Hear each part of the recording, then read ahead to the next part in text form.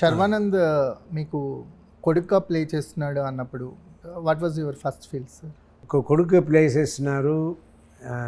Film hero ఎవరంటే శర్వానంద్ గారు అంటారు. అందులో రాజశేఖర్ కూడా యాక్ట్ చేశారు అంటారు. ఇదంతా తెలుసు. ఇదంతా తెలిసినప్పుడు కూడా నాకు ఏంటంటే నా క్యారెక్టర్ పైగా ఒక నమ్మకం, క్యారెక్టరైజేషన్ ఇదంతా చూస్తే నాకేంటంటే లేదు, we are going to do bullet Sunil క్యారెక్టర్ని చేయబోతున్నాం. ఆ క్యారెక్టర్ సూపర్ క్యారెక్టర్. ఆ క్యారెక్టర్ మనం చేయాలి. రేపు మనం చూసేప్పుడు రాజశేఖర్గా చూడకూడదు, బుల్లెట్ సునీల్గా చూడాలి అన్నట్టు ఆ క్యారెక్టర్ నేను అనుకున్నాను. ఫస్ట్ విన్నప్పుడు ఇది చెయ్యాలా అని ఇదంతా అనుకున్నాను. తర్వాత చేసింది కూడా దానికోసమే.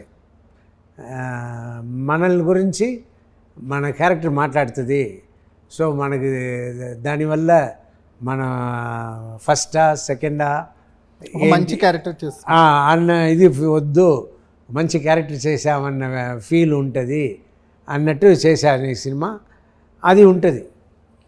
మీకు ఈ క్యారెక్టర్లోకి ఎంటర్ అవడానికంటే మీరు ఈ కెరీర్ మొత్తంలో ఎన్నో క్యారెక్టర్స్ అంటే మోస్ట్ ఎక్స్పెరిమెంట్స్ చేసింది మీరే. మనం ఏదో బాజీగారు అనుకుంటాం, కానీ 80sలోనే తలంబరాలు చేసి ఒక యాంటీ హీరోగా హీరోని చేసిన మూవీ మీదే. సో మోస్ట్ ఎక్స్పెరిమెంట్స్ ఉన్నాయి మీ కెరియర్లో. డాన్సెస్, కమర్షియల్ డాన్సెస్ లేకుండా స్టార్ ఇమేజ్కి వచ్చింది మీరే.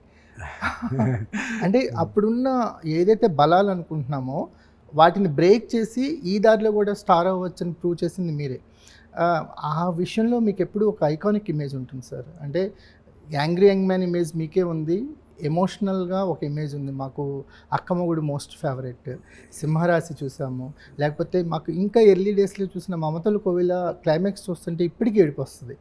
సో అంటే ఏ ఎమోషన్ తీసుకున్నా బలరాం కృష్ణలో ఒక సీన్ తర్వాత తల్లిదండ్రుల సమాధి దగ్గరికి వెళ్ళి మాట్లాడతారు మీరు. ఆ సీన్ చూస్తుంటే ఇప్పటికీ హార్ట్ టచింగ్గా ఉంటుంది. ఏ ఎమోషన్ అయినా సరే అలా న్యాచురల్గా పర్ఫామ్ చేసి వెళ్ళిపోతారు. మీకు ఇమిటేషన్ చేయడం రాదు సార్. మిమ్మల్ని ఇమిటేట్ చేస్తారు కానీ నాకు రాదు. మీకు అసలు ఇమిటేషన్ చేయడం రాదు, అసలు రాదు. That is the biggest strength sir any ఆర్టిస్ట్కి. మీరు అది పట్టేసుకున్నారు ఎర్లీ స్టేజ్లోనే. నాకు వచ్చేదే, నాకు ఫస్ట్ మా యాక్టింగ్ ఇన్స్టిట్యూట్ వెళ్ళిందే నా యాక్టింగ్ వస్తుందా రాదా అని చెక్ చేసుకోవడానికి వెళ్ళి జాయిన్ అయ్యాను. ఫస్ట్ డే వచ్చి యాక్టింగ్ ప్రొఫెసర్ వచ్చి అందరినీ యాక్ట్ చేయమన్నారు. యాక్ట్ చేస్తే ఒక్కొక్కరు ఒక్కొక్కలాగా చేశారు. నేను నాలాగా చేశాను.